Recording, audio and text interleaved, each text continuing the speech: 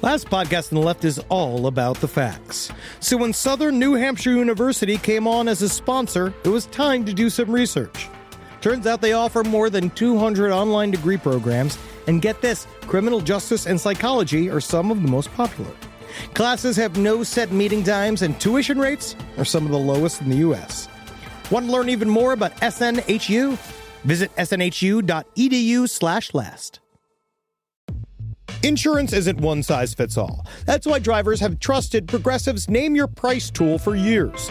Just tell Progressive what you want to pay, and they'll show you coverage options that fit your budget. Visit Progressive.com to find a car insurance rate that works for you. Progressive Casualty Insurance Company and Affiliates. Price and coverage match limited by state law.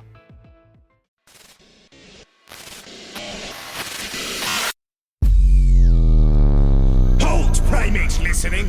It is I, Numator 479. According to our studies of your puny mammalian race, we discovered you like very good coffee. And while it is our evolutionary purpose to cause you psychic torment, we want you awake and vivacious to give it. So try our new blend from Spring Hill Jack Coffee, Reptilian in the morning. Our proprietary blend of lightly roasted cacao husks will have you immediately energized upon emerging from the pain cloaca with all your slippery new eggs. Thanks, honey. Hot, I'm cold-blooded. Thanks to Spring Hill Jack and last podcast on the left, I'm ready to get out there and eat some babies. Get out of the way, Hillary Clinton. There's no place to escape to. This is the last podcast. On the left. That's when the cannibalism started. What was that?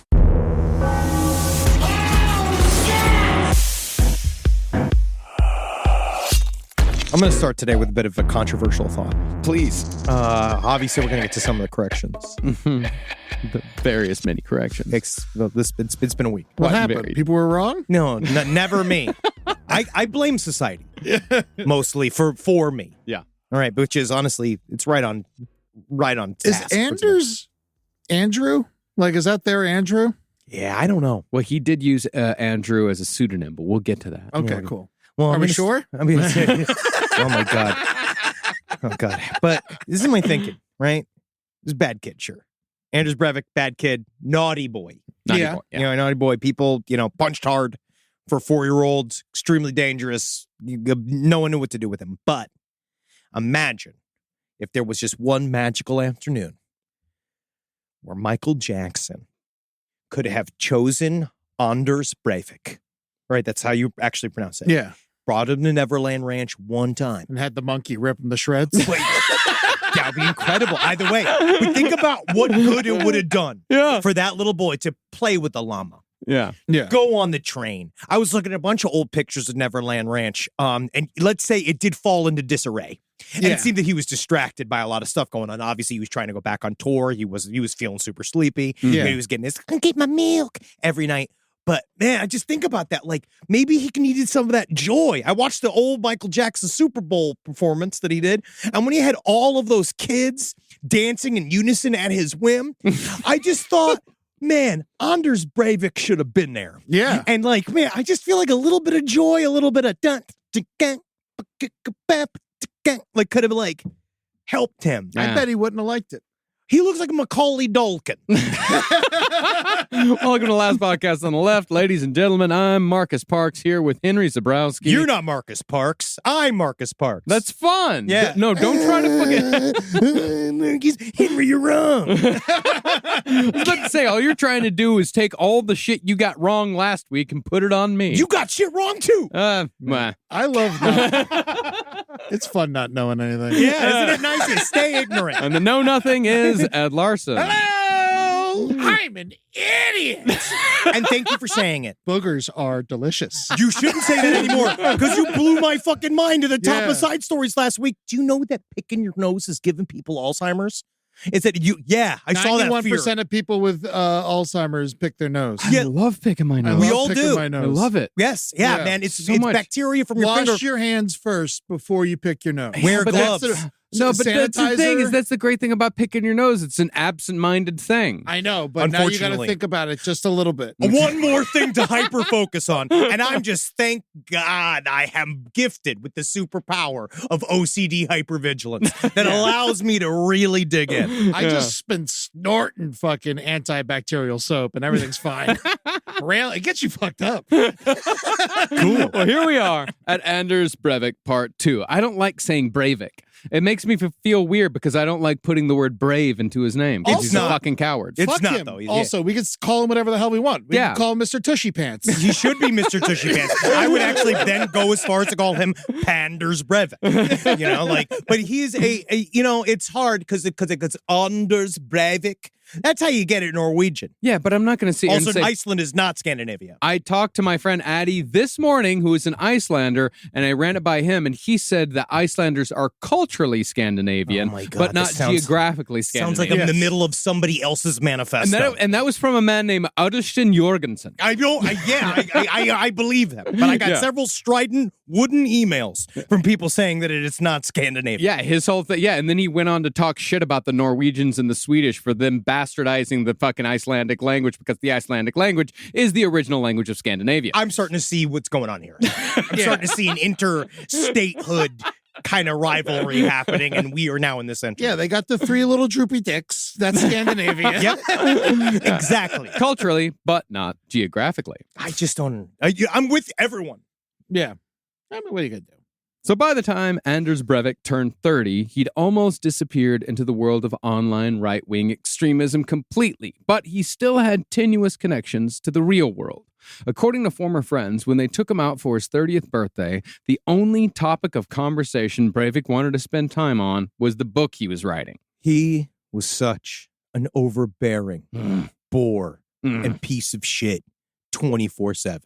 And it's hard because I did some reading into online radicalization after this, because like that idea of someone going away for 5 years and then coming out of a room full of farts like a different guy is interesting. But it really shows a lot of times like it's online radicalization is so much faster than in-person radicalization. It is. Like We've watched it happen. But for a long time, I didn't understand why. Well, I was like, but why? But it's really, there's like I might be talking a little bit out of school here, so feel free to correct me, sidestorieslpotl@gmail.com.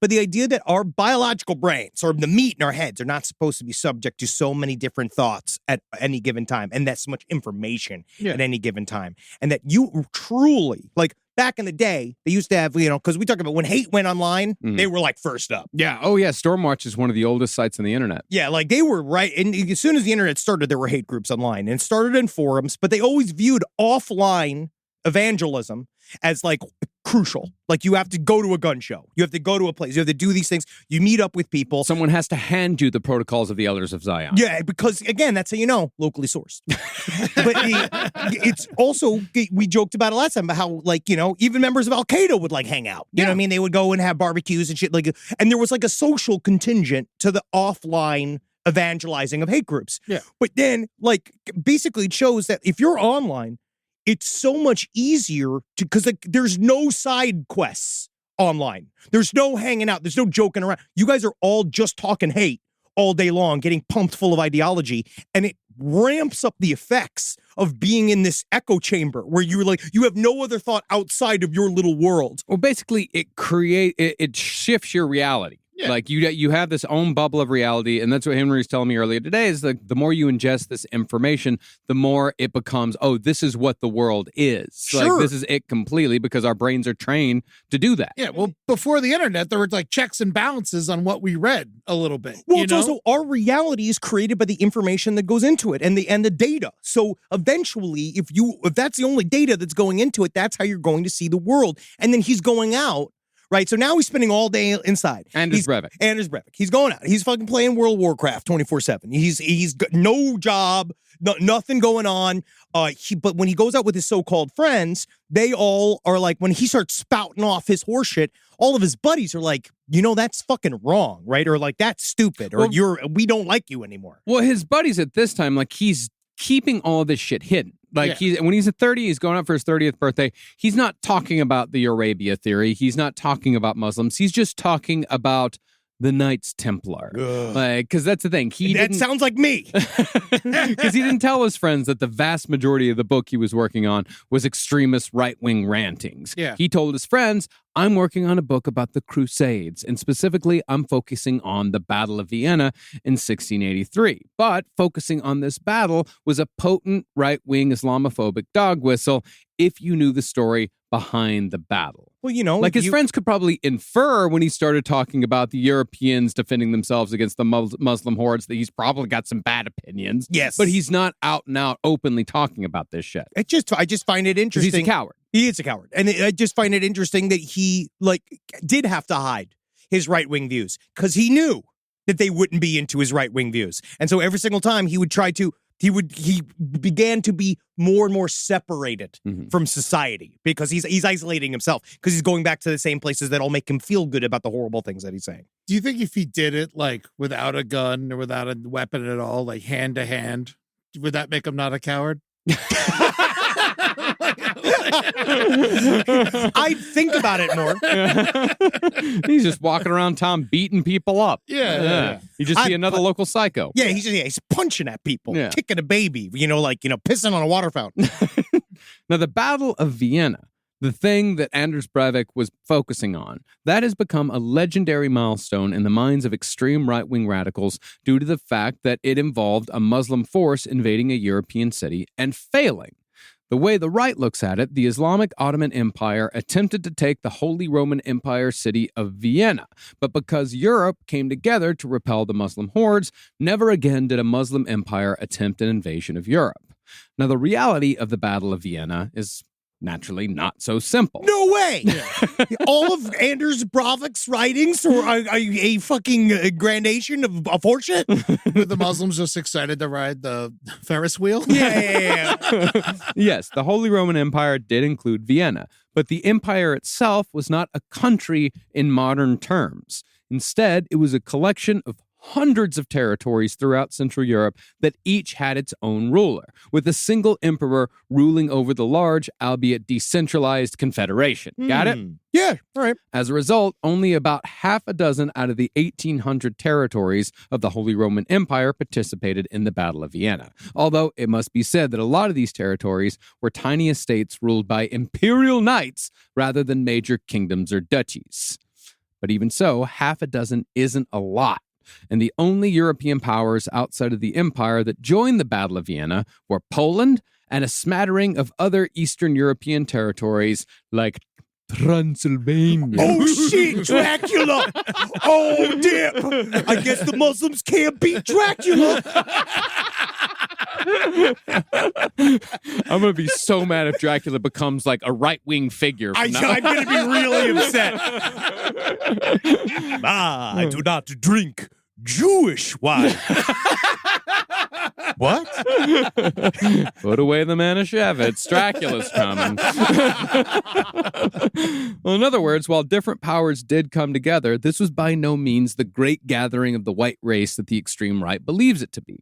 Nevertheless, it has become a potent symbol to the Islamophobic authors that Anders Breivik was consuming on a daily basis. It's just they're literally just like hacky tropes within the world of right-wing thought. Well, they're looking at it like an action movie. Yeah, You know, sure. they're not.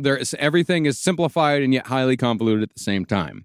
Now, around 2009, Breivik spent less time playing World of Warcraft and more time on either a smattering of extremist right-wing websites or badly written self-published books by authors who didn't even have the balls to use their real names. Of course. I find it interesting that they all have to hide something that they're all so supposed to be proud about. Well, it's the same thing with the Klan. It's like if they knew they were right, they wouldn't wear the fucking hoods. Yep.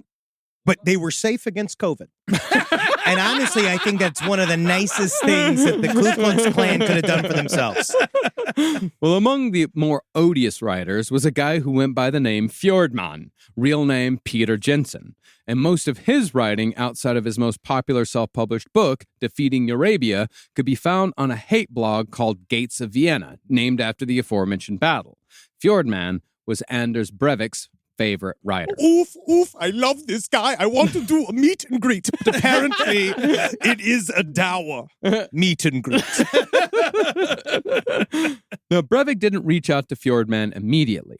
Instead, Breivik cut his extremist teeth on the comment section of a far-right website called document.no.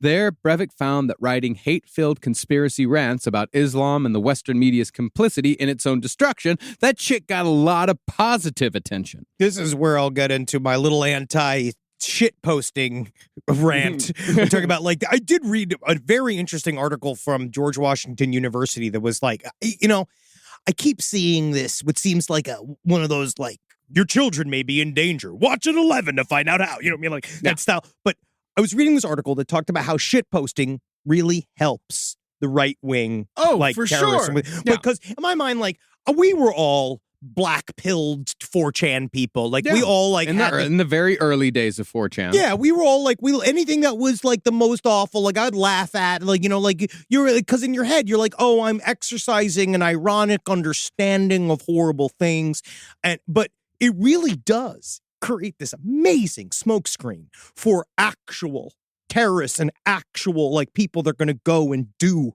fucked up shit inside of these worlds because they have that release valve of, like, we're just fucking around. It's just a joke. Like, we're just doing it. It's like a funny thing. It's a meme. Well, that's the thing is that Marshall McLuhan, the guy who coined the term meme, the original definition of the word meme is a unit of information. And so you get enough units of information that are saying the exact same thing over and over again, then again, that becomes your reality. Yeah. And the other thing about 4chan is that, it's the old saying is like, if you act like an idiot, don't be surprised when idiots show up thinking that they found people of like minds. Oh, yeah. Because half of these guys are just shit posting from their mom's basement, but the other half of these guys are wishing they could get out of their mom's basement and go kill a bunch of people. Mm-hmm. And falling into right-wing ideological rabbit holes is actually pretty easy, even when you're not actively searching for it. And it's even easier today than it was back when Breivik was searching the internet for those said like minds. Yes, because they discovered they can make a lot of money on it. And so now they just let it run unfettered. I myself, for example, innocently mentioned a band that I'd been enjoying at the end of a Side Stories episode a couple of weeks ago. Traitor! Henry said something about a band he liked, and I was like, hey, I'm listening to this other band. It's pretty good. Now, the album, that was just something I was listening to while I was playing with my Legos. It's something that was on a list of albums to listen to from 2023. I was just going through it, and just having fun. We know about your condition. And I'm having a grand old time because the album has a fun 90s vibe with a modern twist. I'm bopping along trying to figure out which pieces go with what. Yeah, where do you put the dead bodies? This is from the Titanic. Yeah, this is from the set. Well, actually, I was working on the Lego Lighthouse by this time. Oh, good. So you didn't have a naked Willem Dafoe in it? See, you should have built the lighthouse before the Titanic. Then it would have fucking crashed. Do something, not just sit there idling by. But I'm listening to the album, and I'm not really paying attention to the lyrics because they're being sneered, they're being screamed. Like, every once in a while you hear, like, I'm a girl. I'm like, cool, whatever. And the Lego Lighthouse was using the bulk of my concentration. I even thought, hey, man, I'll fucking look it up. Next time they're in L.A., I'll go out and see them. But lo and behold, as soon as I publicly said I liked this band, I was informed that they were pretty much the modern 4chan version of Death in June. Death in June were a post-punk turned neo-folk band from the 80s who claimed that the insane amount of Nazi symbolism in their music and imagery, that was just misunderstood. Yeah, oh yes. It was. It really was misunderstood. No, it is Nazis. No, because most punks back in the day wore swastikas or named bands after Nazi atrocities, i.e. Joy Division. They were doing it for either shock value or to draw attention to all of the horrible shit that happened in the Holocaust that everyone was trying to forget. Well, ironic acceptance of horrible imagery. Exactly. Yeah. Death in June, however, were more of the opinion that Nazism was a good idea that went awry with the Nazi purge of officers who weren't loyal enough to Hitler, the Night of the Long Knives. Death in June was so dedicated to this event that their name is a direct reference to the date in which the night occurred. But you'd never be able to tell that just by listening to their music until, of course, you really get into it. And if you really get into it, you just might be swayed by that ideology. It's just a slippery slope, kind of. You don't understand that you're just kind of... I did notice that Marcus was Zig heiling like a lot. But I thought... Secret Hiles? He was... But I thought he was just pointing to where the dishes were. But this band... this band that I'm talking about, they're not Nazis. They're kind of updated for the times. This band that I listen to while playing with fucking Legos, super fun, super energetic, fucking sometimes I drive around LA, la la la, fucking great, blasting out my windows. They have a song about the Christchurch shooting, except they're pro-shooting. And as you may already know, Christchurch was directly inspired by Anders Breivik. That's all to say that this shit is everywhere, and it's extremely easy to twist your ankle in a right-wing hole if you're not being careful out there. It was like last week. I'll issue my correction. As I said the term left-wing fascism, right, which is technically a fallacy. It cannot exist because fascism is technically a right-wing philosophy. But I should have used the term authoritarianism. Or lunatic. Are they really close? Yes. But I understand the concept of not getting, if you don't look into the words, this is how right-wing guys operate. You know what I mean? It wasn't until, because like for a while I did think, I was like, well, what's the big deal about confusing the terms? Until I did get deeper into the manifesto with Anders Breivik and saw the term left-wing fascism and watched that pop up quite a bit because he is trying to equate the terms. Authoritarianism is no better. No. And it's the same other side of it, but it's just this interesting thing of like, it's the terminology. You don't understand you're using the terminology. And then all of a sudden you're put in a position where you're like arguing for for semantics. That's like the one issue about like, you know, the left-wing side of the political argument is like a bunch of people arguing with each other, while then all of a sudden like some right-wing dude's going to come up and shoot you in the back of the fucking head while you're all fighting over terminology. But I also get it. I understand that that's how you slide into something accidentally. Yep. Now, as far as what Breivik wrote in the document.no forums, he took Fjordman's lead and heavily discussed the Eurabia theory that we talked about in the last episode, in which Muslims were on track to replace Europeans with the help of the European elites. The problem with the Eurabia theory is that none of these people can give any plausible reason why the notoriously secular European Union would want to turn their continent into an Islamic caliphate. It doesn't track. No.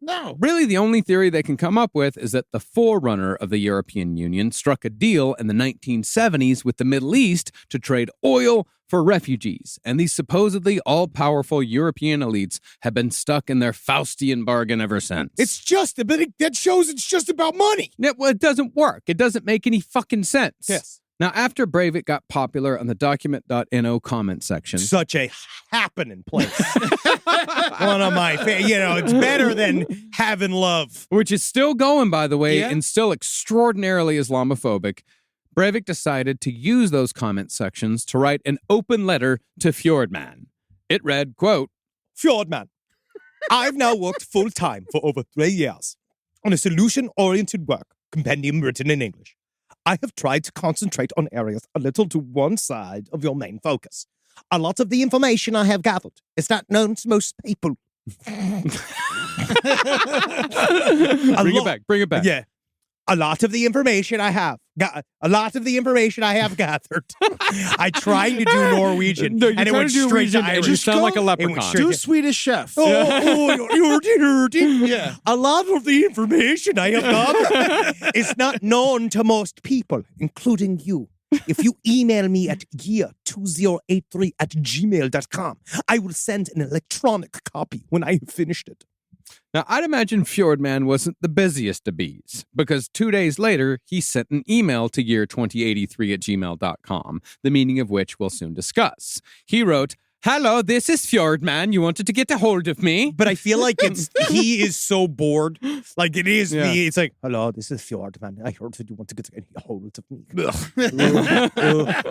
Well, excited beyond belief and damn near thunderstruck, Anders immediately replied saying that the book was ready, but it would take a few months to, quote, prepare the practicalities for dispatch, whatever the fuck that means. He's got to wrap up the deal memo. Anders then said that he was choosing free distribution of the book to penetrate the censorship of the publishing industry. Exactly. And it seems like as soon as Fjordman heard the word free, his interest dried up and Breivik never heard from him again. Free hate? That's what I deliver. Undeterred, Anders continued posting on document.no, blaming his former political party's election defeats on the Norwegian media and classifying the Arab Spring protests of 2010 as, quote, Muslim riots. It's just so funny that all of these guys take strategies from people that they so-called are filled with hate. For. You know what I mean? That they look at the Arab Spring and they see Twitter, you working for the Arab Spring movement. And then they're like, oh, great. We can use that for hate. Yeah. We can use that for our shit. Meanwhile, like, but it's just weird. Like, you're stealing their tactics, but you hate them. Yeah, of course. I'm much more of a fan of Irish Spring. He smells like it. Well, to that point, Breivik then started spamming the Facebook accounts of cultural conservatives and immigration critics, sending the maximum of 50 friend requests a day to build an email database for when his book was finished. About half of those people said yes to Breivik's request, meaning that there were a lot of conservatives all over the world who were Facebook friends with Anders Breivik on July 22nd, 2011. And considering how most people don't purge their friends list on a regular basis, a lot of them probably still are. Go check. They didn't kick Breivik off of Facebook? No. What, are you kidding me? Well, maybe they did. I don't know. At least not until he was, Anders Breivik. Do you have any idea how difficult it is to delete your account? I'm trying to save all my pictures of all my favorite flags, and I cannot save them. They won't let me. They still have a fucking horrible Facebook page up and they won't let me get rid of it. Technically, you can download the pictures you put up. So Anders could get all his flags and the pictures of him in his uniforms. He could get those. Yeah. But thankfully, because Anders Breivik was probably never tagged in a photo ever by a friend, he actually won't be missing those. Yeah. That's what's hard to get. Yeah. We should start tagging them in like pictures of like fucking, like vaginas and stuff. Ew. Yuck. Oh, I do not trust any being born with a chasm. Well, really, the only people in the right-wing space that Breivik didn't want to associate with were people who had obvious Nazi symbols anywhere on their Facebook page. He didn't want neo-Nazis as friends because apparently they were a bridge too far and way too obvious. It's confusing to me. Because you read this fucking manifesto. God, I hate this fucking piece of shit. I'm so sick of reading about it. And it's this weird thing of like, I'm not racist. I'm not a Nazi. It's just like, then what are you?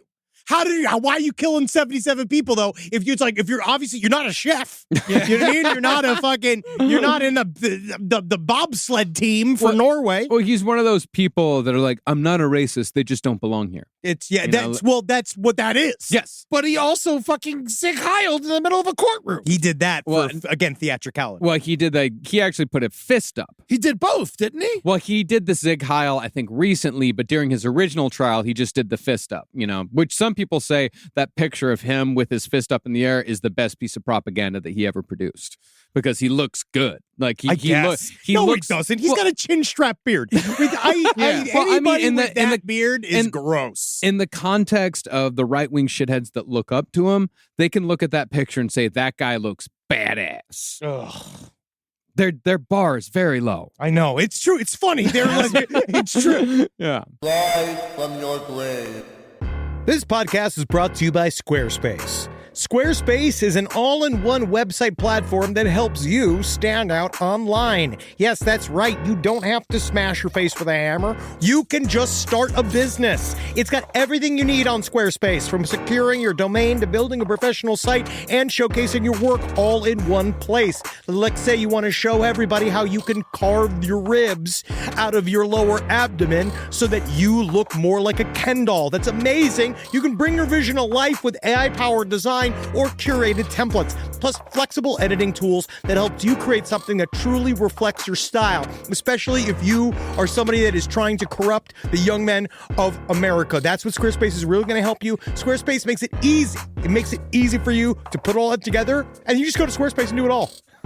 Thanks, Braden. Head to squarespace.com/left for a free trial. And when you're ready to launch, use offer code LEFT to save 10% off your first purchase of a website or domain. Summer means freedom. And for adults, summer means work next to freedom. But thanks to Mint Mobile's summer sale, it can almost feel like the work is playtime for the adults. Right now, all of Mint's plans are $15 per month, even unlimited. Free yourself from Big Wireless and switch to Mint Mobile for high-speed data and coverage on the T-Mobile 5G network. It's so well connected, I could call from anywhere. Deep from well within my bunker, where my AI-fueled robots slowly but surely toil for me, but I know for a fact I'm saving money on my phone plan. Or up above, where I'm training all of my giant Amazon female warriors who will fight in bulletproof mesh. Also, honestly, Mint Mobile's really cheap and it's really reliable, so you should use it. To get your new wireless plan for just $15 a month, go to mintmobile.com/LPOTL. That's mintmobile.com/LPOTL. Cut your wireless bill to $15 a month at mintmobile.com/LPOTL. That's it. There's no catch. Upfront payment of $45 per 3 months, $90 for 6 months, or $180 for 12 months. Plan required, $15 per month equivalent. Taxes and fees extra. Initial plan term only. Greater than 50 gigabytes may slow when network is busy. Includes up to 20 gigabyte hotspot. Capable device required. Availability, speed, and coverage varies. See mintmobile.com. Most of us picked a bank at 16 and never looked back. Sound familiar? That's where Chime comes in. They're not like traditional old banks who charge fees and gatekeep perks and rewards. Chime offers the most rewarding, fee-free banking, all with no overdraft fees, no monthly fees, no minimum balance fees. You get 5% cash back on Chime Card in a category of choice, like gas or groceries, all while building credit through regular, everyday spending with no credit check. And you can also grow your money faster with a savings rate that's 9 times the national average. Join the millions who are already banking fee-free with America's #1 choice for banking. Head to chime.com/left. That is chime.com/left. Sign up now. It only takes a few minutes. Chime is a fintech, not a bank. Banking services and Chime Card provided by Chime's bank partners. Qualifying direct deposits required. Terms and limits apply. Go to chime.com/disclosures for details. But when it came to paramilitary organizations, the one that Anders Breivik respected the most had been destroyed hundreds of years before. More than anyone, Anders Breivik idolized the Knights Templar. The Knights Templar! I honestly, It's a cool name. I love the Knights Templar. Yeah. But it is a subject. I like the name. Yeah, well, you love the subject of the Knights Templar. Yes. Yeah. Now, I wouldn't say you shouldn't say You that look you too love the bashful Knights right Templar. now. What do you mean?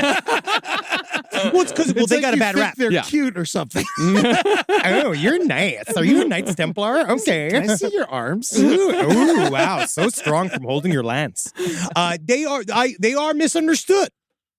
Are they? Yes. Are they? They were dedicated mostly to protecting pilgrims who were trying to take over the Holy Land and dedicated to slaughtering Muslims. But they were murdered on the whole. They were executed in the name of being Satanists and said they did a bit of ritual. They did all these only weird, like crazy them rituals. because they were because No. they were accused of being Satanists. It's because they had all the money. Yeah. They took all the money and then they got, I appreciate them. You like them because they're rich Satanists. Yes. Yeah. But before that, they were a bunch of God-fearing shitheads who slaughtered innocents. They were fucking like, wow. They were the thing you hate the most. Nah, man, dog, not back in the day, man. They were killing people in the name of God. But they were also, a lot of them were paid. So a lot of them it was just a job. So, because they're mercenaries, that's cool? Yeah. So Yeah. what do you think about Blackwater? They were fine? Man, I want to thank you to our recent sponsor, Blackwater. It has been an incredible working experience with them. And if you need a private mercenary, you can use the code LASTPOD at blackwater.com. Now, put very simply and briefly, the Knights Templar were a band of warriors who had participated in the Christian Crusades against Muslim lands in the medieval period. The Templars and others like them were seeking to reclaim Jerusalem from Muslim control and expand Christian influence through a holy war against the Muslim infidels. Now, there were, of course, plenty of other people who participated in the Crusades for the treasure, but the Knights Templar, at least at first, swore oaths of poverty, chastity, and obedience to the Lord, renouncing all worldly pleasures while they protected pilgrims and slaughtered Muslims. But they had to agree to that to get to go kill people for money. Within a century, though, the Knights Templar had become a bloated, corrupt, and extremely wealthy organization that developed an early form of modern banking. They created checks, and in the process became, in essence, the first evil multinational corporation. See, you say evil. I still think that so the way they kind of were was like they were.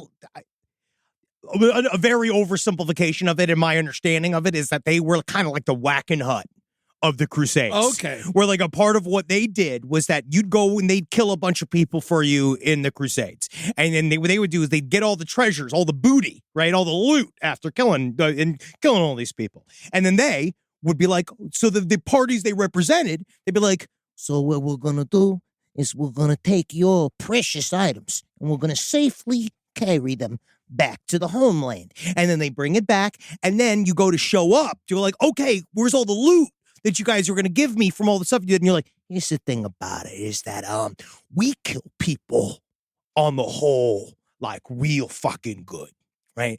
And we have all your money. So now you're going to have to figure out how to get it back. And so they were essentially like an armored car service. Yeah. But then eventually when they went to go get it back, they were all like, nah. Yeah, you have to do the leap from the lion's head and choose wisely and all that shit. Yeah. Well, that's the thing. It was a slow progression because at first they were these, very noble, at least they thought they were noble knights that were protecting pilgrims. And then they started getting lands because they needed to have like kind of rest stops along the way. Yeah. And then once they got lands, then that's when the treasure started coming through. And then that's when they started holding on to it. And before long, they're a corporation. And they're there to exploit people. Now, by the early 14th century, the King of France was deep in debt to the Templars. So he, along with the Pope, accused the Templars of worshiping Baphomet and licking each other's buttholes and such and such. They probably were licking buttholes. Maybe. But I think that just because of the closeness of men the brotherhood in the trenches. Yeah. They didn't want it. I feel like, for a while, wasn't there like a concept in ancient history of wanting gay men to be like soldiers because they would fight for your Trojans, lover, right? Am I wrong on that? That was like an they'd fight naked together, and then if they killed their lover, then they'd fight harder. Yeah, right? Yeah. That's cool. That's super cool, yeah. Nothing's like, honestly, like what's more manly than fucking a dude in the ass? Yeah, I mean, that's truly, having another man go, ow, is extremely manly. Well, before they knew it, the head Templar, Jacques de Molay, was being burned at the stake in the middle of Paris on the king's say-so. And the Knights Templar were soon after disbanded, thereby erasing the French king's debts. It's about money. And that's the end of the Knights Templar. Yeah, but I just like them because they were viewed as like a magical group. That they were just mad. They're hitmen. Yeah, they're hitmen. Yeah. Now, all the later corruption and dirty dealings are, of course, ignored by the far right, because in their eyes, the Knights Templar are the model of noble Europeans who slaughtered the Muslim hordes because it was God's will. Whatever. Anders Breivik would go on and on about the Knights Templar in his book, but he was by no means the first right-wing extremist to use the Knights Templar as a symbol, nor was he the last. I just think they like the name. The Knights Templar, and the imagery is very cool. Yeah. Like, it's very, when you think of a medieval knight, a lot of times you're thinking of a Knights Templar. In the Order of the Solar Temple. Yeah, of course. They were obsessed with the iconography. They kill any dragons? No. That was George. There's a guy named George. He killed the dragon. They probably killed a couple of fat guys. Well, for a recent example, the wannabe Nuremberg nerds with the tiki torches at the at the right rally in Charlottesburg, they showed up with shields bearing the Red Cross of the Crusades. At that rally and online, they also appropriated a rallying cry from the Crusades, Deus Vult, which means God wills it. Deus Vult has, of course, since become an alt-right catchphrase and somewhat of an obscure dog whistle. So sick of these fucking nerds. There's so much cooler shit in the world. Yeah, like, what's a cooler thing for a not hate group is going more deep, more deep, more deep. Dude. Super cool. Yeah, that's cool. Yeah. Further back in the past, the KKK have always referred to themselves as white knights, and they published their own newspaper, not so subtly called The Crusades. And let's never forget that George W. Bush, just after the 9/11 attacks, explicitly referred to the invasion of the Middle East as a crusade, just before plunging us into the forever war. It's like we never learned. Yeah. But when it came to Anders Breivik and the Knights Templar, he, along with all the others, really only cared about the iconography of the order, and of course, the broad implications of attaching themselves to an organization that was explicitly dedicated to the righteous slaughter of Muslims. Is there a German word for the intense devotion to what he calls it's like deep research that's still shallow as fuck? Yeah. Like he does that is a lot of fucking manifesto. It is pages and pages and pages and pages of course shit. But you watch it, you're like, there's an English word for it. It's called cherry picking. I guess that's what it would be. And then you look at the way he writes it, because then you read it, because in his mind it's all hype, it's all reasonable, and it all makes sense. But I'm looking at it immediately like, oh no, this is a definite interpretation of facts that you have twisted into all these non-words, like cultural Marxism, all this kind of stuff, which is like empty, airheaded bullshit. No, it's cherry picking. It's the same way that a pastor can know the Bible, can have the Bible memorized and know shit backwards and forwards, but can still ignore every single thing that Jesus ever said. Yeah. And it's just weird. Like someone will convince themselves of something and then just search on the internet for days until they finally find one article that proves them kind of right. Yeah. I do it every day. Now, the quote-unquote book that Anders Breivik, quote-unquote, wrote is, in a word, terrible. Very little of the political theory is of his own making, and much of it is plagiarized from right-wing extremists like Fjordman. Tedium is the medium. In fact, Breivik copied and pasted large swaths of Fjordman's works and repeated them multiple times to make sure his point was very clear. But like his hero Fjordman, Breivik was too cowardly to release his book under his own name, instead choosing to use the nom de plume of Andrew Berwick. No, I'm just, there it is.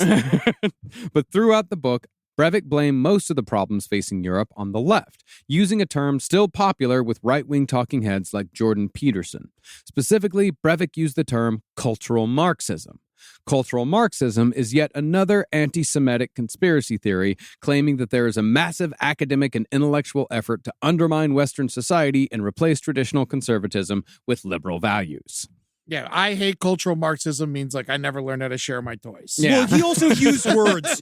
He uses words that mean nothing.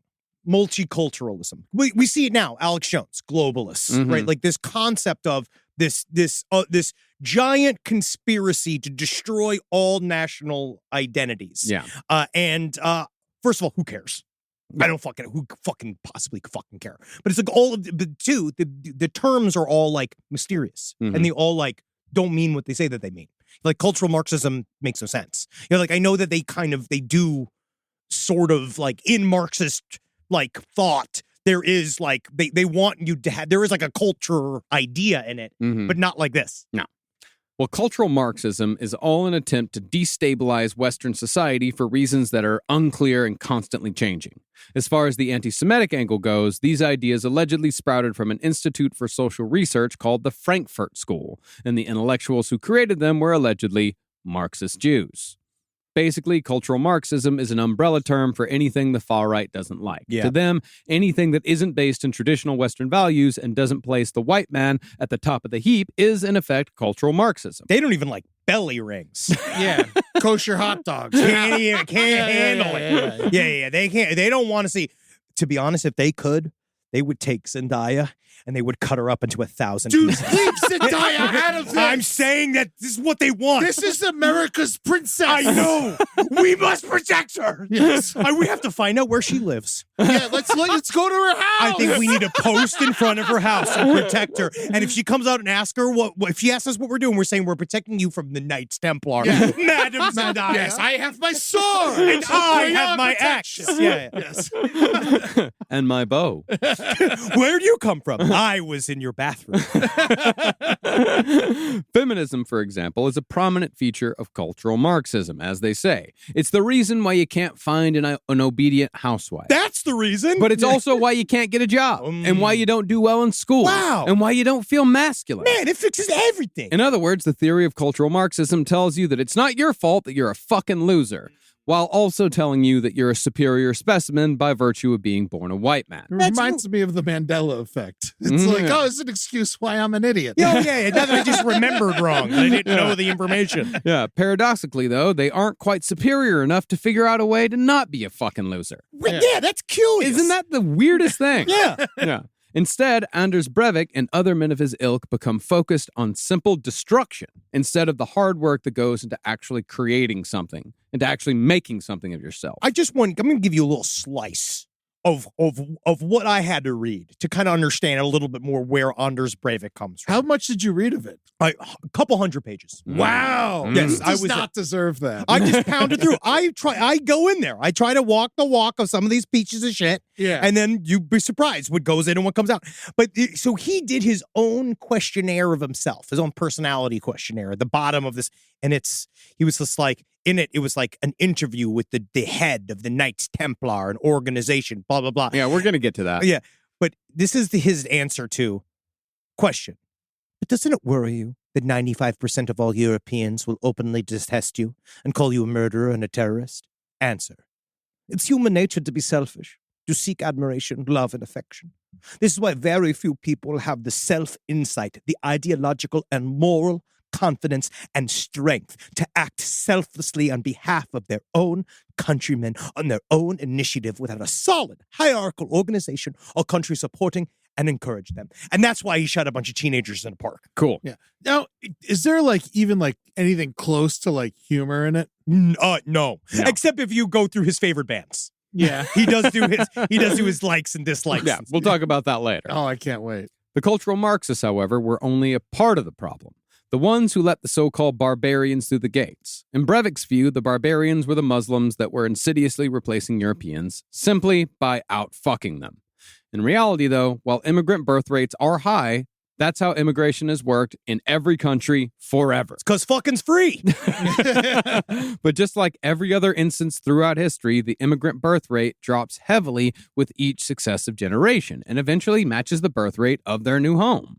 Now, all this bullshit goes on and on and on for a few hundred pages and leads into part 2 of the book, Europe Burning, in which Breivik copies, pastes, and repeats multiple essays from Fjordman while also complaining that he's been forced to write this book by society. This method, however, is the same propaganda technique used by right-wing extremists for decades. By repeating his arguments over and over, Breivik was aiming to inspire others to take up his declaration of war against Muslims, and was evidenced by the 51 Muslim bodies at a mosque in Christchurch, New Zealand. It did work at least once. And that's not even counting all the people who read his shit, believe it, and don't kill anyone. Above every other repetitive phrase, however, was the Thomas Jefferson quote about the tree of liberty being refreshed by the blood of patriots and tyrants. This was the same quote Timothy McVeigh used before murdering 168 people, including 19 tyrannical children in Oklahoma City in 1995. I hate him so fucking much. Which one?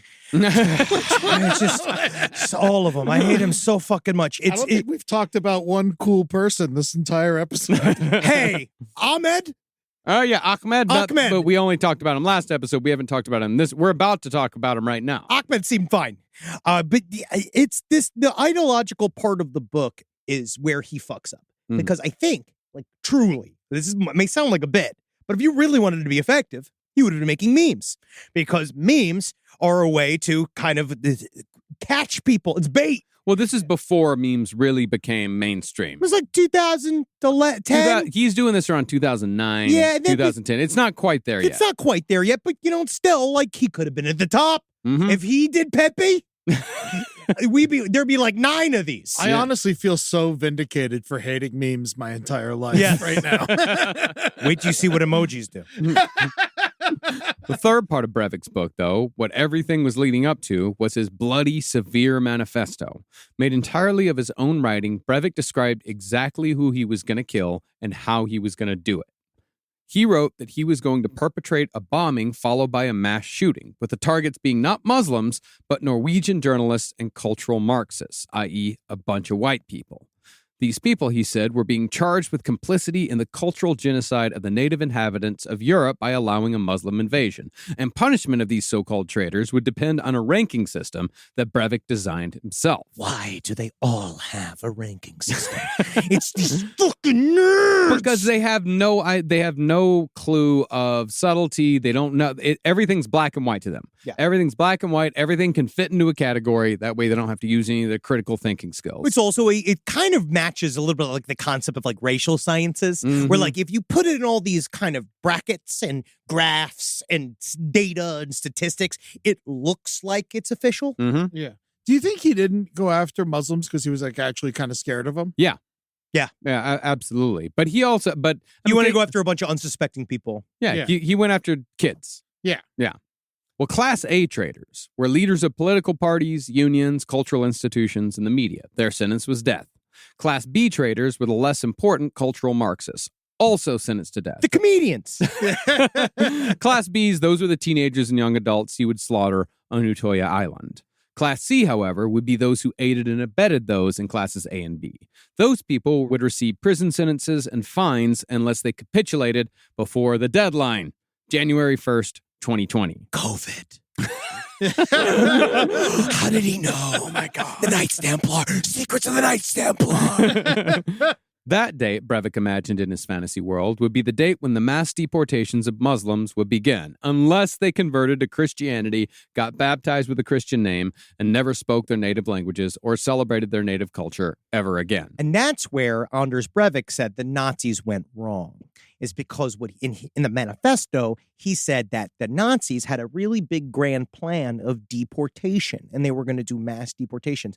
But we, as the avenging Allied powers, we didn't allow them to leave. We were too busy fighting them. I've heard that argument before. And so there was nowhere for the refugees to go. And then the Nazis, their hands were tied. And so they had to kill everybody because, but all they wanted to do was ship them out, which is, I don't think was real. Yeah. Now, Breivik imagined that his attack on Norway would kick off a civil war in which autonomously functioning secret cells would perpetrate shock attacks. These secret cells would be who else but the new Knights Templar. Whoa, new formula. Same, great text. This civil war would go until the year 2030, which is when Phase 2 would begin. From 2030 to 2070, the Knights Templar would begin collaborating on more advanced tactics to prepare for the final coups of all the governments in Europe, all of them. Phase 3, after the coups, would feature the executions of Class A and Class B traitors, which is not coincidentally also the endgame of QAnon. All this shit touches tips.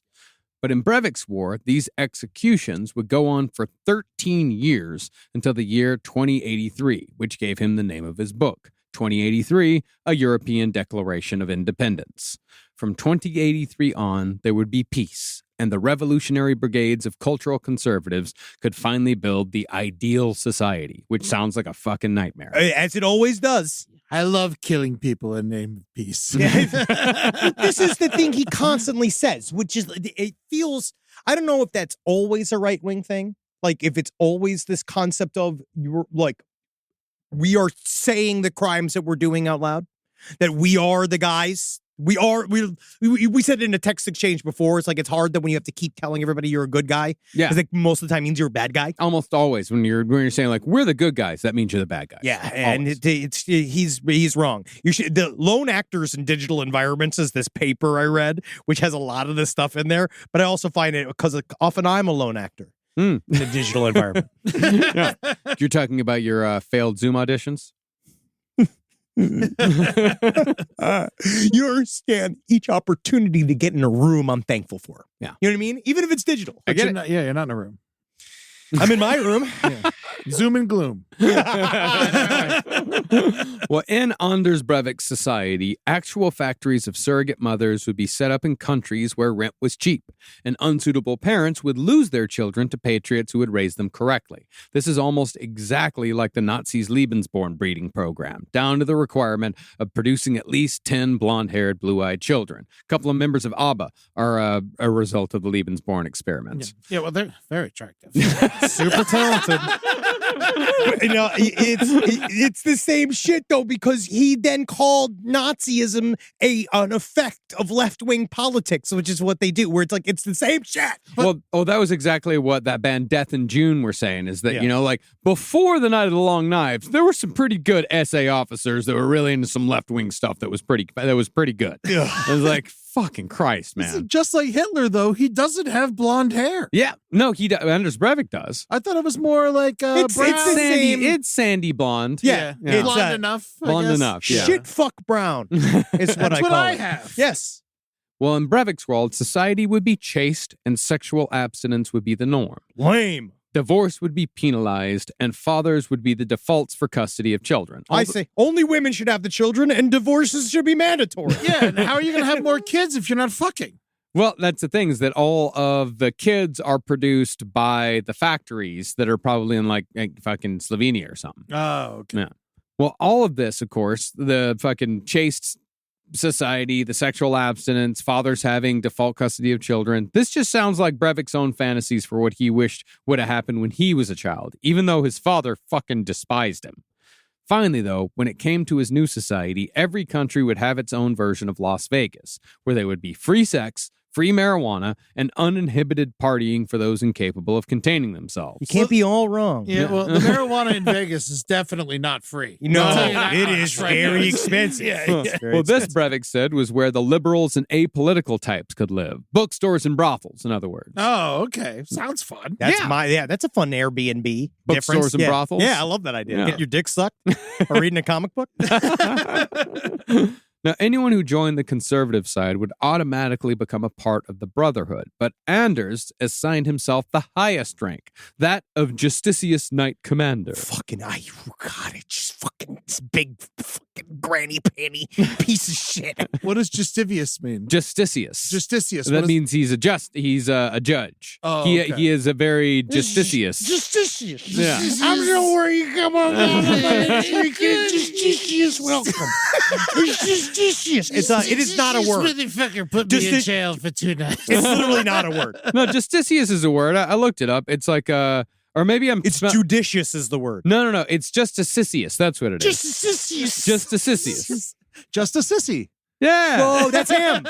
Justicitious. Oh, damn. My don't worry. computer doesn't want to say it. I'm looking at it. He's justitious. I'm looking at it now. Am I concentrating on the wrong part of the story here? Maybe. Not just delicious. Justiciarius? Yeah, it's not a word. Justiciarius is the word. No, he made up a new word for himself, but Yes. what he's playing off of is justiciarius. Justiciarius? Means judge or justice. It's another one of those like fucking old English medieval terms. Lame. Yep. Dumb. Well, additionally, he also formulated the enrollment rituals for new members, which is pretty much stolen from Freemasonry. All one needed was a darkened room, a large stone as an altar, a candle, a skull or replica skull if no real skull was available, and a sword. New members would then recite a passage from Breivik's manifesto, and boom, the conservative army's got a new knight. And always instead of amen, remember you have to end with no homo. Like the KKK, Breivik also came up with neat names for his knights. There was the Distinguished Destroyer of Cultural Marxism, Distinguished Saboteur Master. Not a single mustache in the group. It's all chin beards. Yep. He would also give out awards for intellectual excellence and dole out uniforms based on Freemason and military designs of Breivik's own making. This is where I see the internet person in him, where he made fun of Freemasonry openly. After he went through his process and he did his initiation rite, he thought it was super lame, and he told everyone it was lame and it was boring and he didn't want to go and it was a waste of his time. But then you see, oh no, he actually was obsessed with it. Yeah. He just didn't, but because it was hard and it was not necessary, you don't just show up, you have to go to meetings, you got to do all this fucking horse shit. Like, that's lame. But then it's just funny that he then takes the stuff that he finds lame otherwise, but he's a massive fan of it. Mm-hmm. But while much of the manifesto is goofy and easy to mock, something that Anders himself foresaw, a large part of it is deadly serious. It gives instructions to would-be knights on how to maximize death and destruction, instructions that Breivik himself would later put to practice to great effect. He wrote about how to purchase the guns you need, how to send anthrax by the mail, and how to use chemical weapons.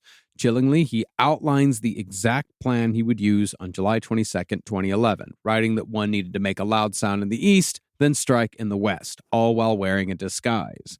And indeed, on that day, Anders would use a bomb to distract authorities and cause chaos while he committed his mass shooting miles away, dressed as a police officer.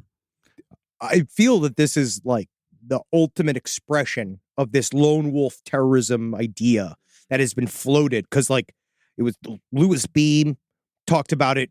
He was a white supremacist, so like the idea of leadership terrorism, and then everybody else, like ISIS was like super into this idea of, I think they call it the term stochastic terrorism. The idea more of that, the idea of like you flood the market with a bunch of stuff that kind of like hints that it would be cool if you could do these types of things. Yeah. It'd be nice if somebody killed a bunch of Democrats, that sort of thing. Well, a point Breivik emphasized, though, was the need for everyone to write and post a manifesto before committing a terroristic act, giving each and every reason why you did so. This should be paired with good photos that should be kept on your person for easy distribution, so the media won't choose to release photos that make you look stupid.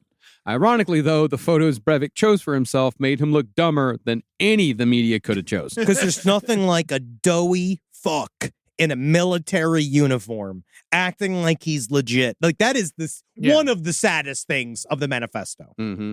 If you were to die a martyr, though, Breivik recommended that you also design your headstone ahead of time, making sure to include a lot of angels, pillars, arrows, birds, lions, skeletons, snakes, crowns, skulls, leaves, and or branches. This is the kind of guy who just loves character creation but hates the game. It's really weird. It's like he's talking about fashion. He's he's like designing like tombstones. It's like all things that he like. It just seems like very flamboyant. It does.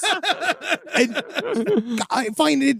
He tried to get involved in a bunch of hate groups, and then when he shows up with this whole plan, it's kind of like when you pitch a show in television and they want you. And my way I started was like, oh, you got to show up with a show Bible and drawings and blah, blah, blah. And then it was like, but all of the stuff I've actively like moved ahead was like a funny random thing I said at a meeting. And they're like, that's the thing you got to do. Where it's like, if you show up sometimes too prepared, especially one of these establishments, they don't want you to change the DNA of the organization. No. Yeah. Rise from your grave.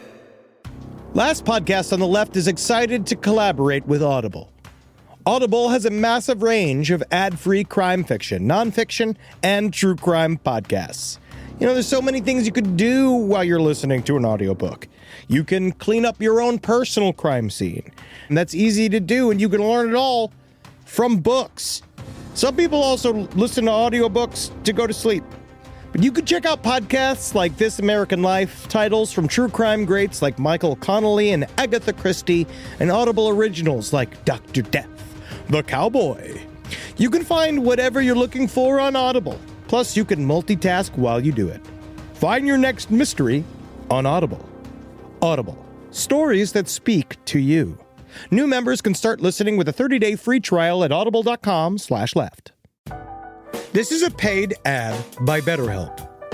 It's so important to remember with the busyness of the holidays, every holiday, Arbor Day, that day about the planet, President's Day.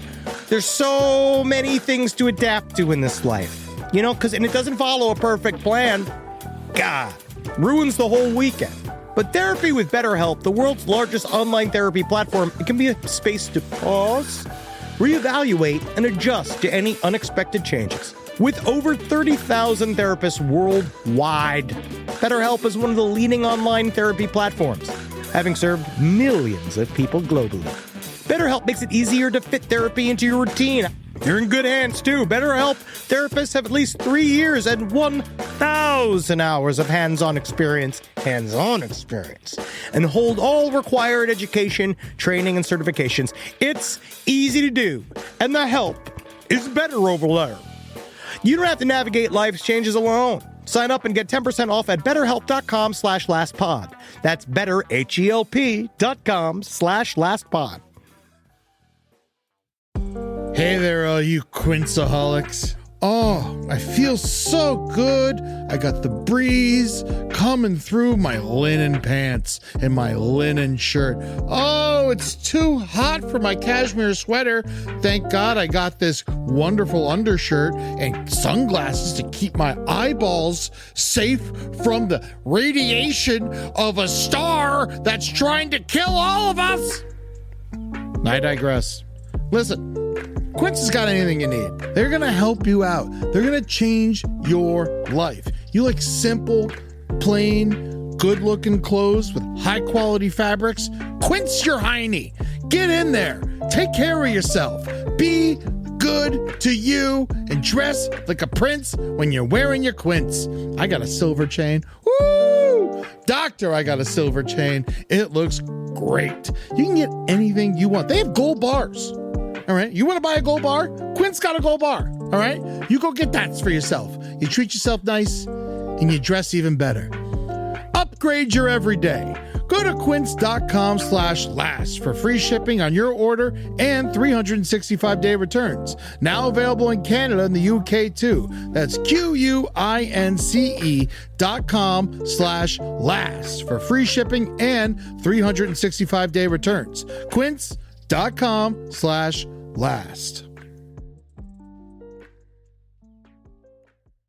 Well, finally, if you decide to become a martyr, be sure to treat yourself beforehand. It's a lot like the 9/11 terrorists did in the week leading up to their attack on the World Trade Center. Like 9/7 was awesome. 9/7 was we talk about how like 9/11 was horrible, but if you were with those guys on 9/7 in Florida at the strip club, that would have been a fucking blast. Sure. Breivik, for example, bought himself 3 extraordinarily nice bottles of wine as a little treat before carrying out his attacks. But unable to go too long without making a total fool of himself, Breivik also included instructions on how to avoid exposure before your plan came to fruition. He wrote that one needed to tell your peers something embarrassing, like you're addicted to World of Warcraft, or you're gay. Hypothetical things that didn't apply to him. Like just super crazy stuff out of the thin air. Yeah.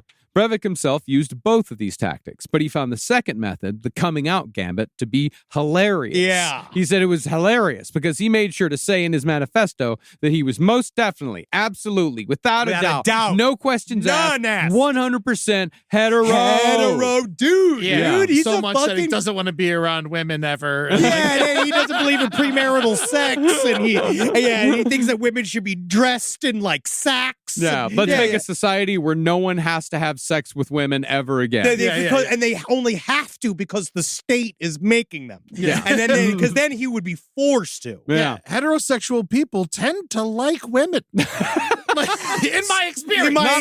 Not all. There are plenty of heterosexual men who fucking despise women, but not a lot of them think that women are icky. But a lot of times it seems like Anders Breivik thinks that women are very icky. He is. That's why I made a comment last episode about like he might be gay. Yeah. But then I do understand why obviously being gay is not like a part of his crimes, and it doesn't mean anything necessarily. I'm just saying it because I hope in some way he hears this and that he gets, because I know he's going to be really, really mad about it because he takes himself very, very seriously. Is this show available on PlayStation? I mean, it's available in Norway and he has full internet capabilities. He literally can. Someone send this to him. Yeah. Please, if someone could send this to Anders Breivik, that'd be great. I think his email's like andyb@hotmail.com now. And if you're listening, I want to lick your ass. Let him just suck your dick. Listen, if he fucks you, you're not going to be filled with hate anymore. You're going to be filled with common love. But speaking of personal traits, Breivik ended the manifesto with a small, self-serving biography in the form of a conversation with himself called Interview with the Justiciar, Knight Commander of the PCCTS, Knights Templar. It's extremely so sad. Yeah. It's so sad. This interview with himself begins with his own version of his family history, in which he obsessively talks about the sex lives of each of his family members. This included his sister's alleged chlamydia infection, his stepfather's proclivity for Thai sex workers, and his mother's herpes infection. This was paired with estimates for how many sexual partners each family member had, ranging from 40 to 500. As far as his stepfather went, even though he'd given Breivik's mother genital herpes, Breivik thought he was, quote, a very likable and good guy, if a primitive sexual beast. It's fascinating because he changes his childhood. He adds all and it's the way he views Jens. I forgot how he pronounces it, but Jens. like his stepfather, like the one that he always wanted to be with.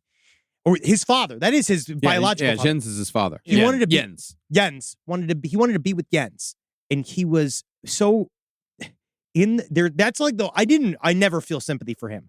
But his like delusional version of his past about how like his mom wouldn't let his dad be with him and how his dad would have chosen him. Like they had some disagreements back in the day, but it was like mostly kind of talking about how he was this great man. Meanwhile, like his father fucking despised him. Hated His father publicly said that he wished he killed himself. Yes.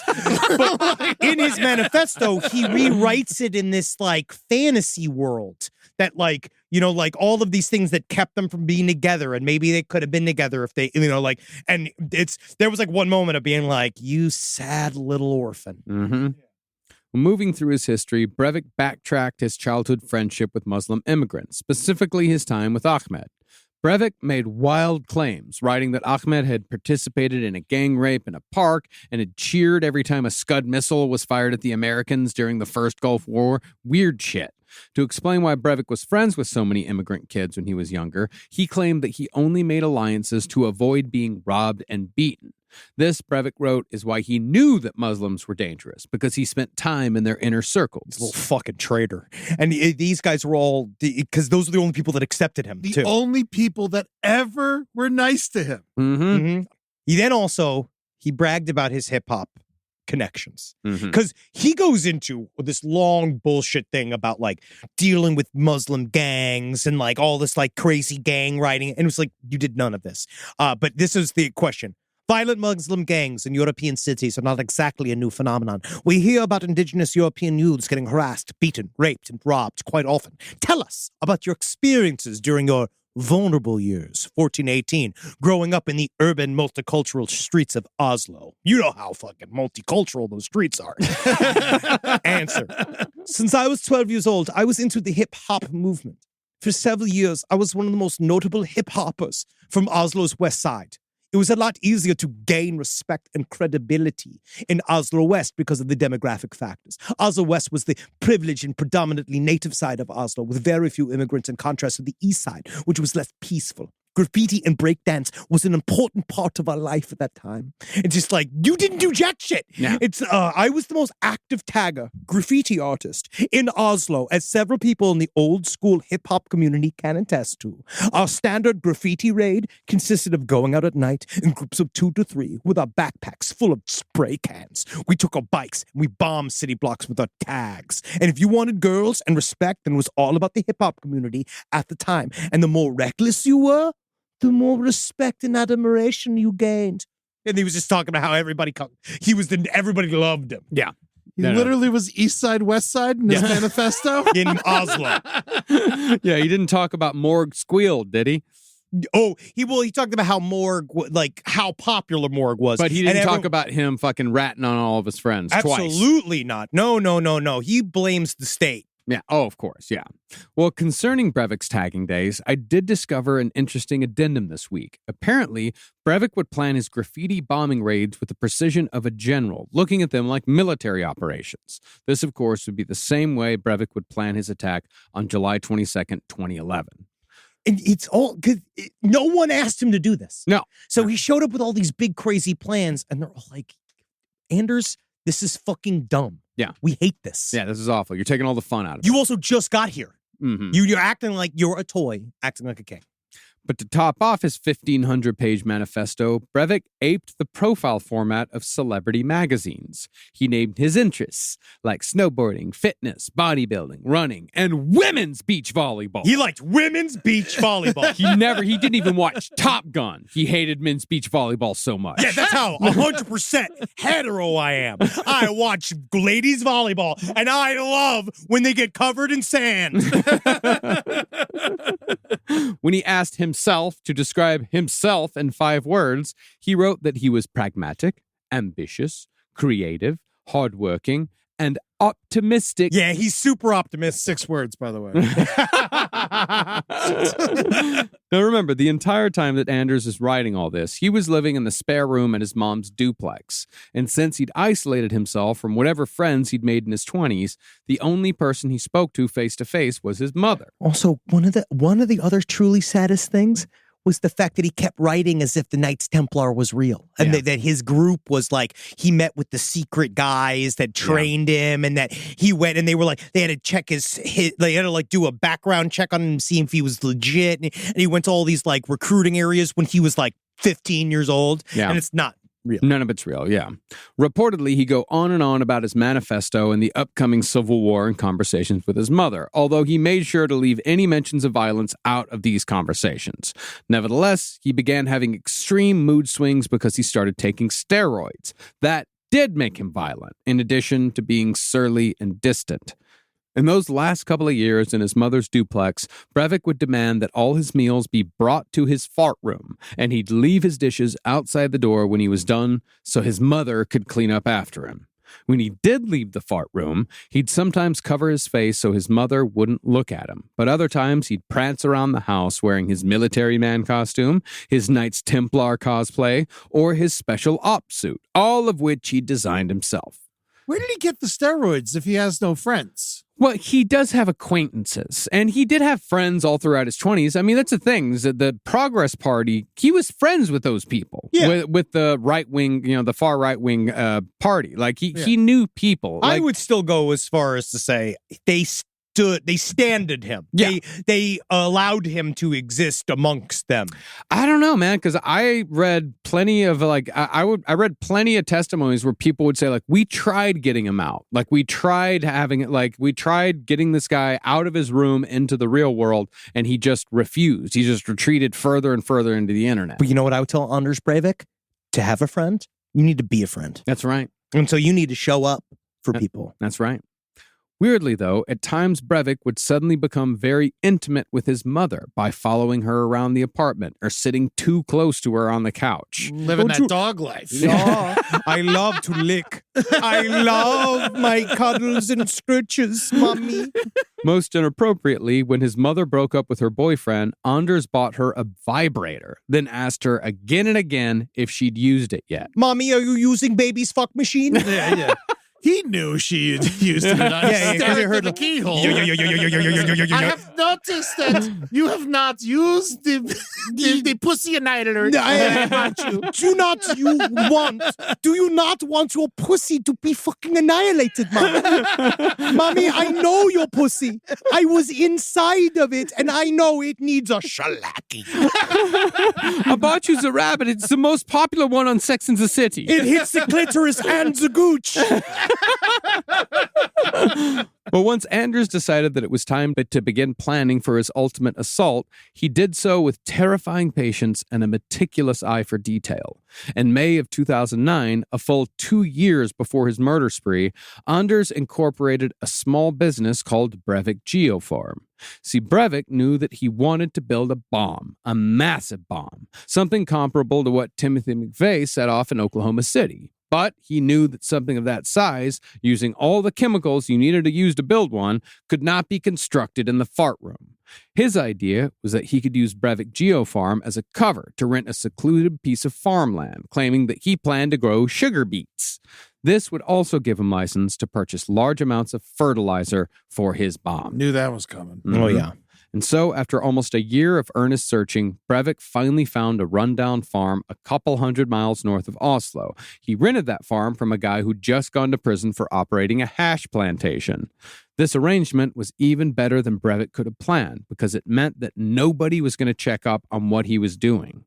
His mother was also proud that her son was finally doing something with his life, and she was so relieved that he was leaving the duplex that she didn't ask questions either. Yeah, because he was a nightmare to be around. Finally, I could masturbate in peace. Be like, my son has excellent taste in vibrators.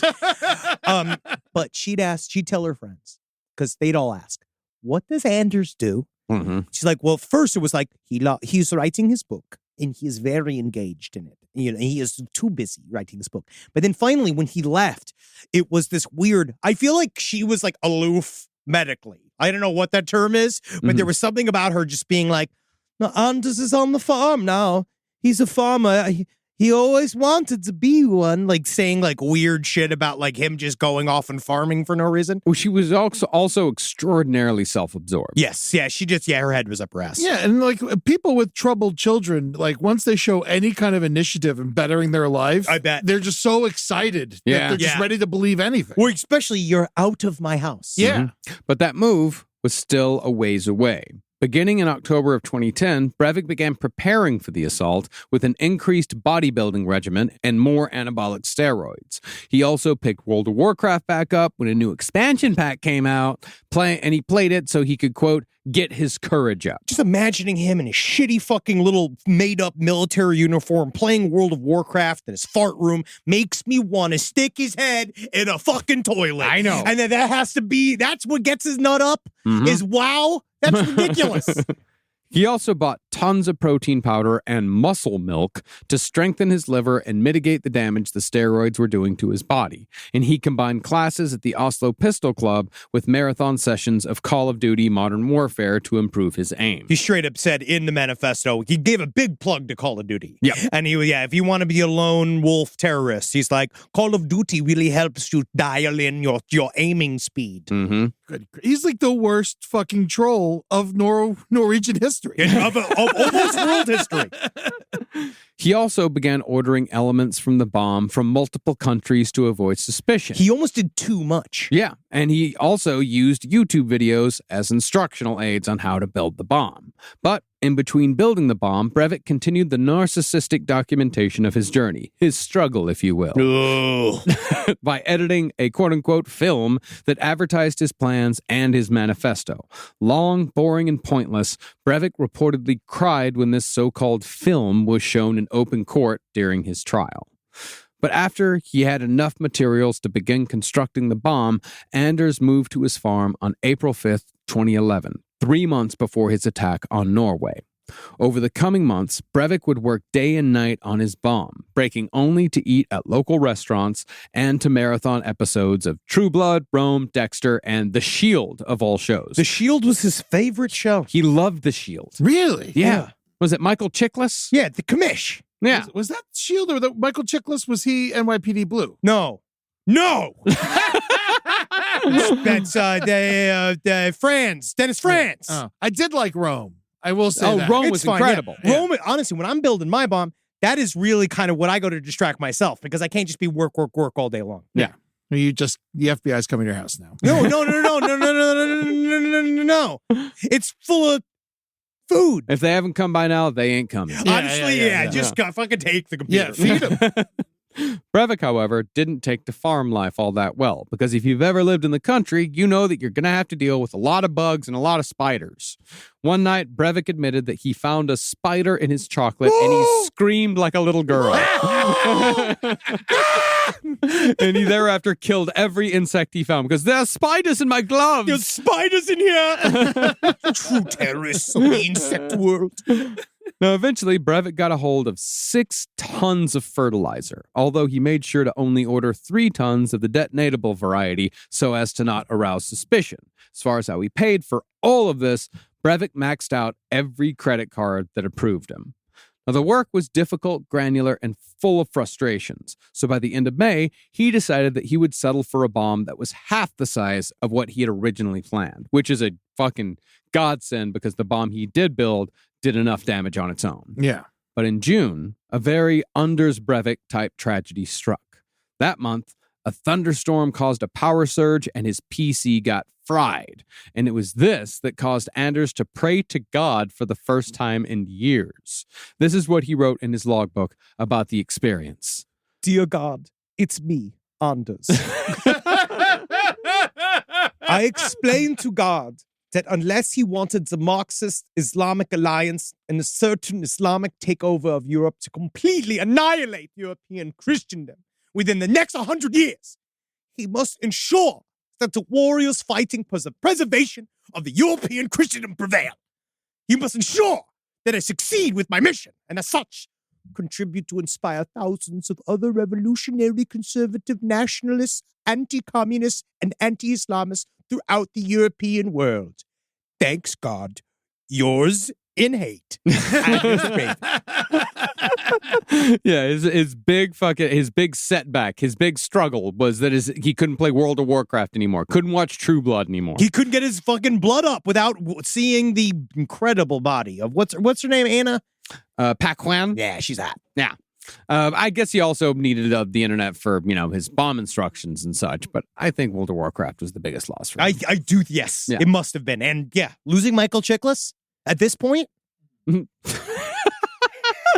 At this point, that fucking big pointy head, that was without? I mean, if you're talking about a great example of the white race, that fucking pointy head of Michael Chiklis. Michael Chiklis, have you seen his butt? No, that was Dennis Franz. I mean, either way, it's the same butt. That is a cop's butt. That is a man's butt. His head kind of looks like a butt. It does. His His head looks. I mean, it's very much a penis head. It's like half a butt. You just put that one slit down the middle, and that's going to be a big cock. Both of them, by the way. Yeah. Also, though, but if Michael Chiklis does want to come by the show, I don't think you look like a penis. I think you look like a strong cock. Isn't that cool, though? That's cool. I think it's great. Yeah, you're like a throbbing cock of a man, Michael Chiklis. You look like Remember Leto, too, the god emperor of Dune. Yeah. Well, predictably, God did not answer Breivik's prayers. Fuck you, Anders. And the PC did not miraculously spring back to life. But nevertheless, Anders continued his work, and he set off his first test bomb 2 days later, a few miles away from his farm. It cannot be overstated how hard he worked on the bomb. That is also... I mean, I'm skipping over quite... I mean, it's in the book, there's so much technical talk about how exactly he made these bombs. Like, he used blenders, he crushed up aspirin. He really did... he worked for, he was on that farm for 3 months. Oh, well, I guess 70 days. But he worked up until that point, amassing all of the stuff. And then it took 2.5 months. And learning how to do it and shit. And doing all that kind of shit. Yeah, it's always like the people you don't want to work hard do. And you could have worked hard on anything else. There were so many ways that he could have used this initiative. So many different avenues. You could have been a competitive World of Warcraft player and have made money. I don't think they do competitive World of Warcraft. They absolutely do. For money? Oh, yeah. Anything that can be played. Now, is this going to be, you think if the computer doesn't crash, he just plays World of Warcraft forever and never does any of this shit? Maybe. Or maybe he oh, God. Just blame the weather? If he met the correct man that just could have kissed him the correct way.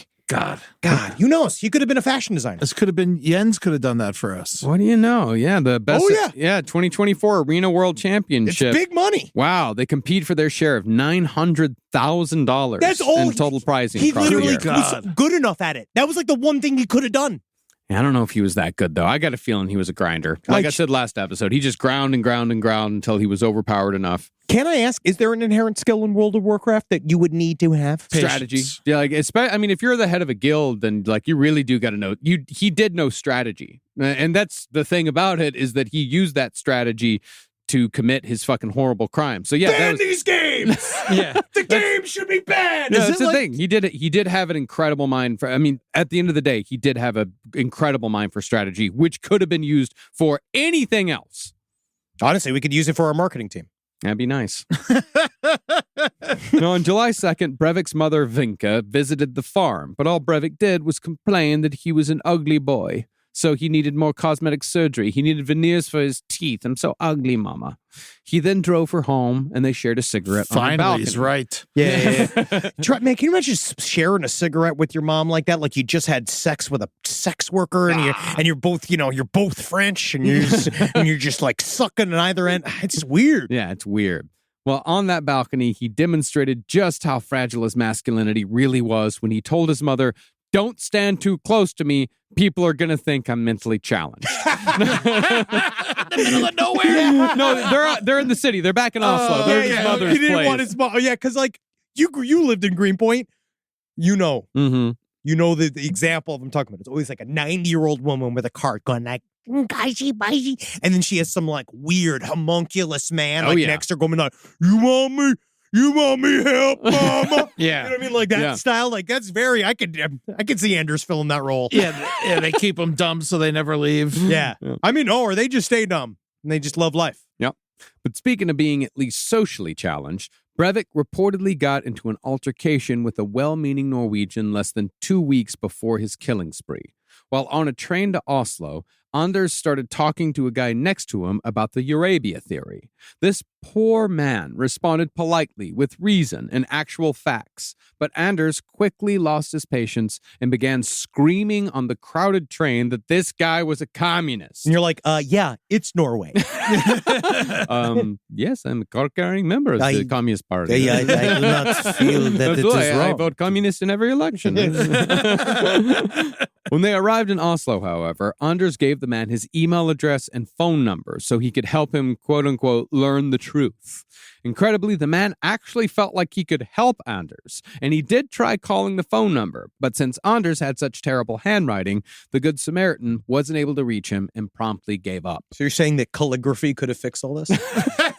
I mean, he was probably too far gone at this point. Yeah, I don't think a fun quill is going to get him back in the game. Screaming at someone for like 10 minutes and be like, take my phone number. Now you will have my I want to shake your hand. I want to shake your hand. Now, over his last 20 days on the farm, Anders put the finishing touches on his bomb, although he discovered way too late that he should have been wearing protective gear the entire time because he was working with so many caustic chemicals. All I hope is that he gets riddled with cancer soon. He will. Eventually, I think at a young age, he will absolutely be riddled with cancer. Great. He also rented a van to transport the bomb and decided upon his murder weapons: a rifle, a shotgun, a pistol, and 3,000 rounds of ammunition. Fuck. Yeah. Then on July 21st, the day before the spree, Anders left the farm in the van carrying the bomb and parked it at a garden center in Oslo. Now, ideally, Anders wanted to capture a former Norwegian prime minister named Gro Harlem Brundtland and make her read part of his manifesto live on television. He would then make her beg for her life before beheading her on camera. This plan, however, proved to be too complicated. It's quite a bit of moving parts. So Breivik decided that the next best thing would be to set off a bomb around the time that the former prime minister was going to give a speech, and that would kill her.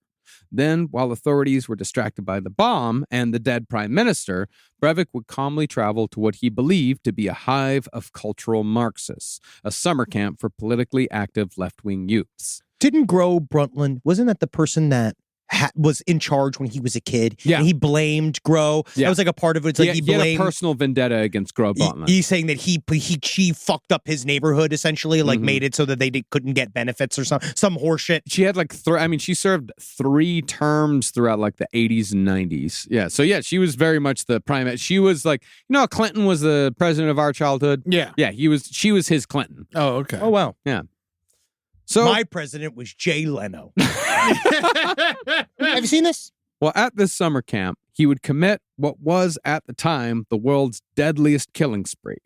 And that's where we'll pick back up for the conclusion to our series on Anders Breivik. Yay! It's going to get rough next week, ladies and gentlemen. Yeah, we'll just say this ahead of time that next week's going to be full gold star. We're going to be going through a lot of details, talking about how this all went down. And it's still just sad that this is the result of extreme mediocrity. This is the plans of a loser manifest. And it's hard because I was saying this to Natalie earlier. That's just so hard when you meet a diligent loser. You know what I mean? Like these guys are the worst. Well, so many times it just comes down to a lack of imagination. Oh, yeah, the idea of, because that requires empathy in many ways, I think. I think having a true imagination requires you to maybe walk in other people's shoes, and he refused. He is absolutely, the entire world is only for Anders' benefit or not. Yeah, he's too stupid to find anything entertaining or funny. Yeah, that's true. He did not like comedy. He didn't like music with lyrics. He didn't like singers. Rap is all lyrics. But he dropped all the rap. Then he got into something called trance electronica. There was it wasn't trance. It was like something else. It was very European. Yeah. Because you used to see those coming out of Greenpoint all the time, especially Astoria. Big, huge Polish guy with the cans on at 6:15 in the morning. All you hear is... and you're like, isn't this killing your brain? Yeah, you have a very 2009 view of Greenpoint. I love it. I miss that Greenpoint. I miss that Greenpoint. Yeah, I'm a true Polish Greenpoint. I miss it. That's why we need to keep Greenpoint Polish. Oh, no. And we need to go, let's make it. God. My ankle. My ankle. I twisted my ankle in an ideological hole. You can still eat at Karksma whenever you want. I love Karksma. Yeah. If you ever go to fucking Brooklyn or New York, if you want the Karksma's best, the best Polish food in America, Karksma. Also, I love Little Poland. I'm still partial to Little Poland, but I also love Karksma. I think Veselka's Torstrap. Oh yeah, It's Yeah, Ukrainian. So, Is it? Yeah, Veselka's Ukrainian. Oh, I didn't know that. I love Veselka. I think Veselka's wonderful. I think it's all right. It's open 24 hours. I know, but Little Poland. Little Karksma. Poland. I really like Little Poland. Go to Karksma. I don't know what Karksma is. It's in Brooklyn. Yeah, it's on Greenpoint and Manhattan Avenue. It's good. It's incredible. Okay. Yeah, Did it's you right take over. me there? I feel like you might have taken me there. I think I did. Did you get Yeah. a big pile of meat? Yeah, well, Then that's the- Polish food. Yeah, get the but Polish sample. But was it an unreasonably large pile of meat? That's what you get when you go to a Polish restaurant. That's why it's good. That's why we gotta keep Greenpoint Polish. Yeah. Christine's overrated though. I think that anybody can be Polish. It's about your attitude. Sure. You say this as a Polish man. Yes. All right, now check out LPN Deep Dives Dune. This week you will be energized by a special piece of material putting out next week with somebody who's intrinsically part of the new Dune and also is a friend for the show. But I want you to go check out the LPN Deep Dives Dune. There are a lot of people talking about it because Dune's in the air. You can smell it. Yeah, and Man! yeah, all you rude Duners out there, Duners rise up! LPN Deep Dives has its own feed now, so you can go check it out. Just type in LPN Deep Dives Dune, wherever you get your. Do it, dude. And then For me with your worms. it doesn't rhyme. It doesn't rhyme. Sand me. No, you're ruining the Spice memory. me up within your mind. You're ruining Sandbar. And then also check out Good Pud because it has already been live. And now it is on our YouTube and you want to check it out. It is also on the VOD on our Twitch, twitch.tv/LPNTV. And also, if you want to see what we look like being big, go to our Patreon, donate the money, and you see you got ad-free episodes. I got my sweat rag. You got a sweat rag, and then you could see our faces jiggle as we talk about honestly extremely difficult subjects. Yeah, you can go to patreon.com/lastpodcast on the left. And I have been told by the people who say that we need to make more money that we give a lot of shit for very little. I don't know. I like it. I love it too. But I want you to be so jam-packed full of content. Yeah, you get- that you lose yourself, and then you are indoctrinated. Full episodes. slowly but surely. Full episodes, interviews. We're soon going to be having some behind-the-scenes footage. There's going to be a whole bunch of cool stuff over on our Patreon. So Yeah. be sure to go over there to get access to all that. The You can LPN watch- labs are bubbling. Yeah, you can watch Henry work on his manifesto. Yeah, and it's great because you could see a lot of it's very physical. And follow us on TikTok and Instagram at LP on the left. Go to twitch.tv/LPNTV to Yes. check us out and check out our YouTube channel for a ton of cool stuff. We got about 10 episodes of the No Dogs in Space live stream over there on our YouTube channel. So you can go there's check a bunch those of out. Brighter Side as well, so go check that out. Lots of fun shit. Everything's great. Tears of a Clown's killing it. Things are really good. Yeah, we yeah. make good stuff. Yeah, we make good stuff. Go and, check out that shit. and email us at sidestorieslpotl@gmail.com. Yeah, with your For grievances. whatever. Yeah, well, your grievances and corrections. Yeah, they actually read all the shit you complain about. So Sometimes. go ahead, go for it. Well, not that I don't. He doesn't. I have seen some. I get fun stuff forwarded to me. And thanks to everyone at the Moog Factory out in Yes. South Carolina for the amazing shit that they sent me. So thank you very much. It's so nice to know that so many synthesizers over the years have been put together while listening to our voices. That's so, awesome. So, yeah, so if you got a Moog that's been made in the last few years, there's a little bit of us in that synthesizer. Ugh, it just sounds like it's laced with our cum. Hail Satan. Oh, hell, game. Hail Anna and Elsa for Norway, the true heroes. Frozen. Oh, That's what yeah. he's talking They're about. frozen. At least you didn't say fucking what's his name. Who? The stupid snowman. Olaf? I don't like Olaf. No one does. I like Dad. Olaf, not a fan. Cut him out! This show is made possible by listeners like you. Thanks to our ad sponsors, you can support our shows by supporting them. For more shows like the one you just listened to, go to lastpodcastnetwork.com.